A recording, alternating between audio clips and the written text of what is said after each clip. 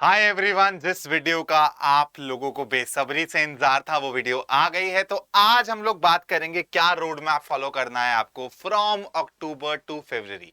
किस तरीके से तैयारी करनी है सर, किस टाइम पे क्या करना चाहिए, कब मैं क्वेश्चन प्रैक्टिस ज्यादा करूं, कब मैं थ्योरी पे ज्यादा फोकस करूं, सब चीजें हम लोग डिस्कस करेंगे डिटेल में।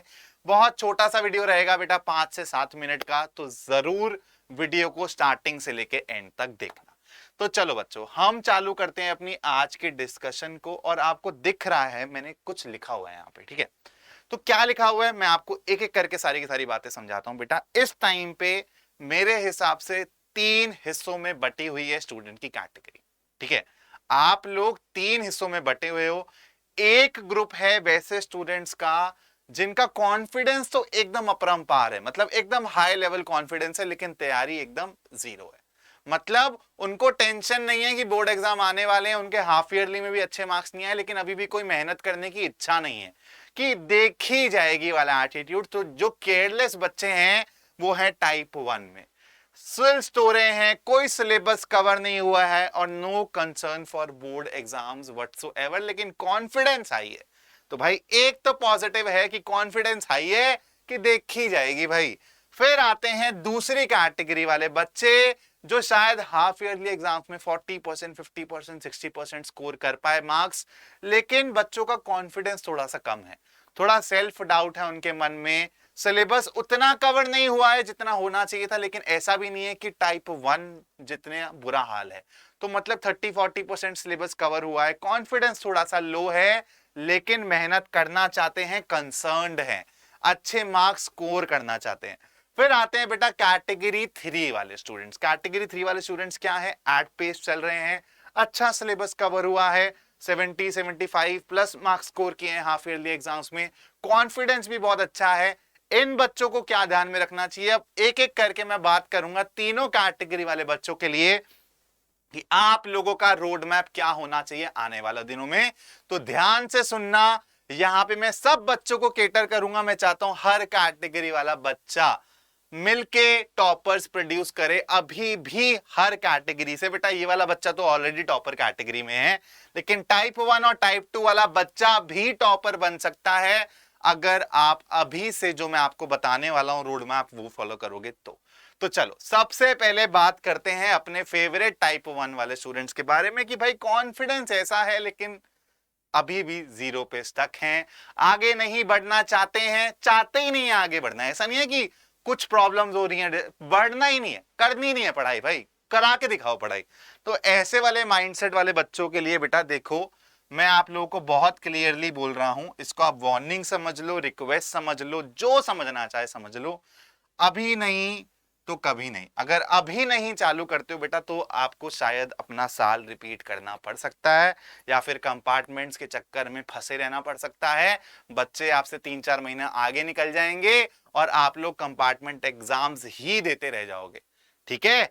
तो अभी नहीं तो कभी नहीं, इसको वार्निंग समझो, रिक्वेस्ट समझो, जो समझना है समझो, लेकिन आपको कदम आगे बढ़ाने होंगे, ठीक है?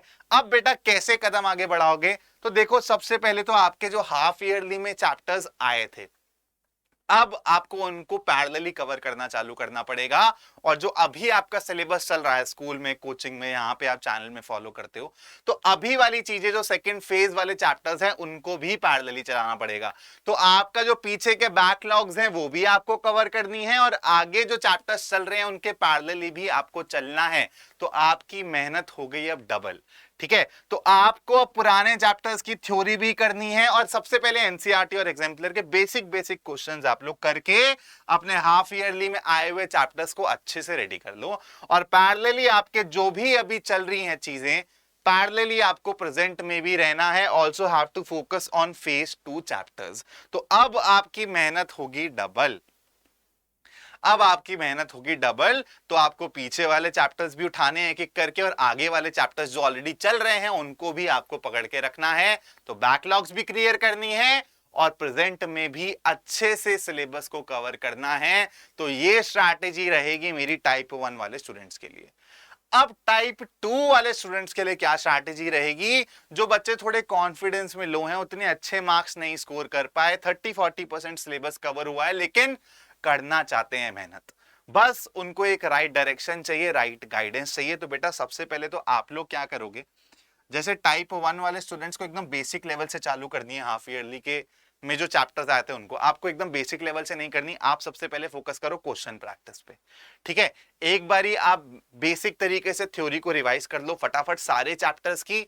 मेरे माइंड मैप की प्लेलिस्ट बनी हुई है, वहां से जाके आपको हाफ ईयरली के मेजॉरिटी चैप्टर्स की माइंड मैप के थ्रू रिवीजन करने को मिल जाएगी विद इन 30 to 40 मिनट्स। और फिर डायरेक्टली आओ क्वेश्चंस पे, फटाफट से एनसीईआरटी के सारे क्वेश्चन, सारे एग्जांपल्स लगा डालो, एग्जाम्पलर के सारे क्वेश्चन, सारे एग्जाम्पलर लगा डालो। ये आपको करना है अगेन टाइप 1 के स्टूडेंट्स की तरह। आपको पैरेलली जो रेगुलर मेहनत चल रही है, प्रेजेंट में जो चैप्टर्स चल रहे हैं उन पे रेगुलर मेहनत करनी पड़ेगी। तो टाइप 1 के लिए यहाँ पे थ्योरी कवरेज एकदम बेसिक लेवल से स्टार्ट करना पड़ेगा, लेकिन आपको बेसिक लेवल से नहीं स्टार्ट करना है। आप ऑलरेडी 4 या 5 पे हो, आपको अब इसको 9 या 10 पे लेके जाना है। तो उसके लिए आपको क्या करना है, ज्यादा क्वेश्चन प्रैक्टिस करने हैं जो ऑलरेडी चैप्टर्स कवर हो गए हैं उनके, और जो अभी साइड बाय साइड पैरेलली नए चैप्टर्स चल रहे हैं, चालू हो रहे हैं, उन पे तो आपको एकदम ऐसे पकड़ के रखना है कि कहीं पर भी सर आगे ना निकल जाए।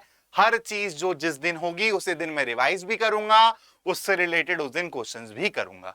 अब आते हैं भाई टॉपर कैटेगरी वाले बच्चों पे, टाइप 3 स्टूडेंट्स पे। तो भाई आप लोगों के लिए मेरी एक चेतावनी है, ओवर कॉन्फिडेंस नहीं आना चाहिए, डिस्ट्रैक्शंस नहीं आनी चाहिए। आप लोगों की तैयारी बहुत अच्छी चल रही है, जैसी चल रही है वैसी ही चलती रहनी चाहिए, वैसी ही पेस मेंटेन करनी है। लेकिन आप लोगों के लिए सबसे ज्यादा मुसीबत किस चीज की है, जो बच्चा टॉप पर होता है बेटा उसको गिरने का सबसे ज्यादा डर होता है। तो आपको आपकी पेस को मेंटेन करना है, ओवर कॉन्फिडेंट नहीं होना है, अपने आप को तोप मत समझना, ठीक है। हर दिन उतनी ही मेहनत करनी है जितनी अभी तक कर रही है।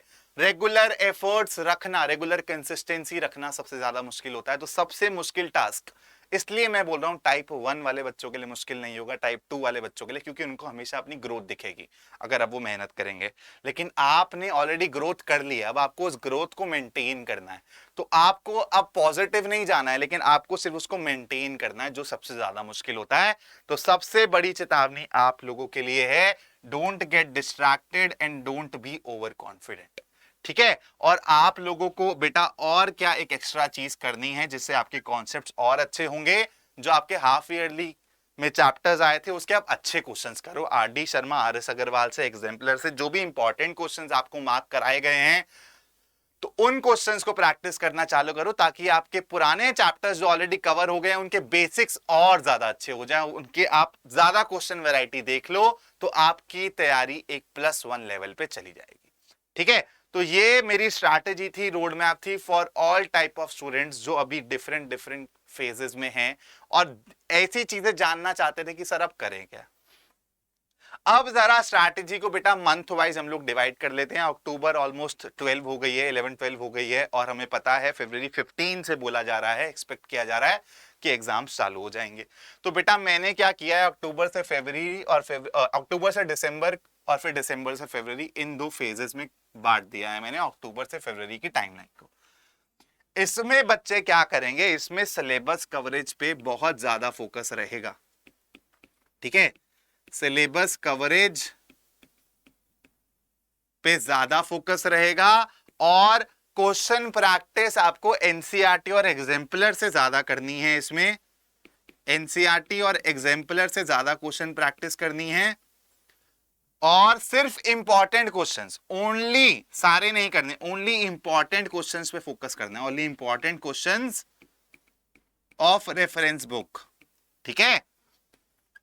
तो आपको अक्टूबर से दिसंबर तक आप लोगों को क्या करना है बेटा, आप लोगों को अपने बेसिक्स स्ट्रांग करने हैं, अपनी फाउंडेशंस स्ट्रांग करनी है। हर चैप्टर को देख के आप ये बोल सको कि हाँ मैं इसमें 10/10 कॉन्फिडेंट हूं कि सर आप कोई सा भी क्वेश्चन लोगे तो मैं इस क्वेश्चन को सॉल्व कर दूंगा। आपको दिसंबर तक उस लेवल पे आ जाना है। फिर दिसंबर के बाद क्या होगा, दिसंबर के बाद होंगे PYQs, इंपॉर्टेंट क्वेश्चंस। इसके बाद हम लोग एनसीईआरटी बुक से थ्योरी करना भूल जाएंगे, हम लोग क्वेश्चंस के थ्रू कॉन्सेप्ट करेंगे, जो हम लोगों ने सीरीज भी चलाई थी CTQs, मतलब कॉन्सेप्ट थ्रू क्वेश्चंस। फिर जहां पे हमें लगेगा कि भाई ये मेरा थोड़ा सा वीक हो गया या फिर मैं भूल गया हूं, रेगुलर रिवीजन, रेगुलर रिवीजन, तो इन सब चीजों पे फोकस रहेगा हमारा लास्ट के 1-1.5 महीने के अंदर। ठीक है, तो आपको बेटा इस तरीके से अपनी तैयारी को अब आगे लेके जाना है। ये है आप लोगों के लिए रोड मैप बाय गगन सर। अगर आप हर कैटेगरी वाला बच्चा इसको फॉलो कर लेता है तो बिलीव मी, आप जहां पर अभी हो इससे ऊपर आप फॉर श्योर पहुंचोगे, आपको ग्रोथ दिखेगी। और बेटा growth is the biggest motivation. आप लोग बार बार ही बोलते रहते हो सर मोटिवेशन दो, थोड़ा कॉन्फिडेंस गिर रहा है। आपको पता है जब आप डेली बेसिस पे अपने आप को अच्छा करते हुए देखोगे, इंप्रूव होता हुआ देखोगे, उससे बड़ा मोटिवेशन कोई नहीं है। मैं एक एक्सटर्नल मोटिवेशन हूं, मैं आपको पंप कर सकता हूं अपनी बातों से, लेकिन जब आप अपनी प्रोग्रेस ऑन डेली बेसिस देखोगे ना बेटा, उससे बड़ा मोटिवेशन कोई नहीं होता। तो भाई लग जाओ, अभी से लग जाओ। हम लोग आपके लिए इतनी मेहनत कर रहे हैं यार, तो आपकी मेहनत करनी तो बनती है ना। और बेटा बोर्ड एग्जाम्स लाइफ में सिर्फ 2 बार ही आते हैं, तो आप लोगों को 9th में मस्ती कर ली, 11th में चलो थोड़ी सी और मस्ती कर लेना, लेकिन अभी लास्ट के 3-4 महीने जान लगा दो पूरी की पूरी कि भाई अच्छा करके ही रहेंगे। और फाउंडेशन पे फोकस करना है। मैं बार बार ये अपनी क्लास में बोलता हूं, मार्क्स के पीछे मत भागो। बाबा रणछोड़ दास ने बोला था मार्क्स के पीछे मत भागो, बेसिक स्ट्रॉन्ग करो, फाउंडेशन स्ट्रॉन्ग करो, अपने आप झक मार के मार्क्स आपके पीछे आ जाएंगे। ठीक है, तो आई होप आप लोगों को ये सेशन देखने में बहुत मजा आया होगा, आप लोगों को एक अच्छी इंसाइट मिली होगी और आपको ये सेशन हेल्प करेगा आपकी प्रिपरेशन के लिए। ऐसे और सेशंस आप लोगों के लिए आने वाले हैं जल्दी, तो स्टे ट्यून्ड। अगर चैनल पे नए हो तो सब्सक्राइब करे बिना बिल्कुल मत जाना, और इस सेशन को लाइक जरूर कर देना, अपने दोस्तों के साथ शेयर जरूर कर देना। चलो बच्चों, मिलते हैं, आपको एक नए सेशन में मिलेंगे विद मोर इंटरेस्टिंग कॉन्सेप्ट्स की तो वीडियोस आती रहती हैं, ऐसी जेनरिक सेशंस भी आप लोगों के लिए भर भर के आने वाले हैं चैनल पे। चलो, keep learning and take care बच्चों।